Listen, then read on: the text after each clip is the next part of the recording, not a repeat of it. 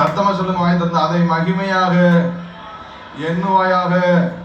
சொல்லுங்க, அதை மகிமையாக எண்ணுவாயாக. எப்படி மகிமையாக எண்ணுவாயாக? அந்த நாள்ல அந்த சண்டே வந்தாலே ஒரு Joy.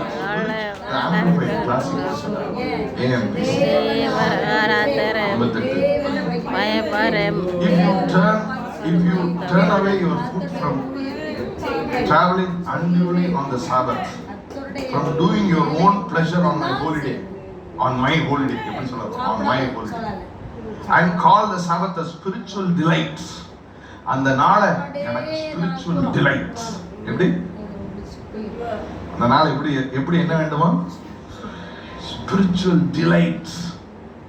The holy day of the Lord, honorable, and honor him and it. கவனிங்கள், ஆங்கிலம் புரிந்தவர்கள் நன்றாக விளங்கும். The holy day of the Lord, honorable, நான்காவது வரி, and honor him and honor it, not going your own way or seeking or finding your own pleasure or speaking with your own idle words என்று சொல்றார். Honor God, honor his day என்று சொல்றார். ஆமென் சொல்லுங்களேன்.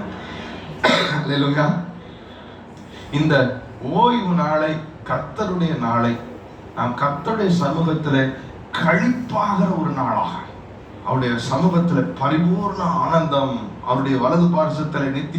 நிறைய பேர் you don't know to celebrate in the presence of the Lord. நான் சொல்றேன், அவருடைய சமூகத்துல வந்தா மனம் விட்டு ஆராதிச்சு, ஆமென், உங்க அந்த மாம்சத்தை கலந்து போட்டுட்டு, நான் என் குடும்பம், என் ஜாதி, என் அந்த எல்லா எருமையும் பெருமையும் களைஞ்சு போட்டு சின்ன பிள்ளைய போல ஆண்டவர் சமூகத்துல இருந்து ஆராதிச்சு, உங்க பாரத்தெல்லாம் கர்த்தர் சமூகத்துல ஊற்றிட்டு உங்களை எம்டி பண்ணிட்டு, ஆண்டவரே என் பாரத்தெல்லாம் உங்க மேல வச்சுட்டேன், நான் இளைப்பாடுறேன், உங்க நம்பிக்கையால் உங்க பலத்தால் நான் இடை கட்டப்பட்டிருக்கிறேன், உம்மாலே நான் ஒரு சேனைக்குள் பாய்வேன், என் தேவனாலே நான் ஒரு மதிலை தாண்டுவேன் என்று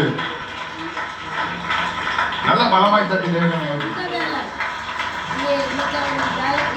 சங்கீதக்காரன் சொல்றான், சங்கீதம் 14 கடைசில, in your presence there is perfect peace and eternal joy. நாம நிறைய பேர் அந்த மண்டலத்துக்குள்ளே போறது இல்ல.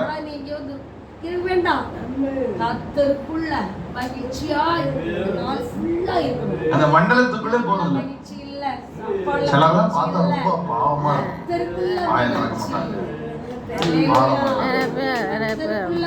ஆராதிக்க மாட்டாங்க.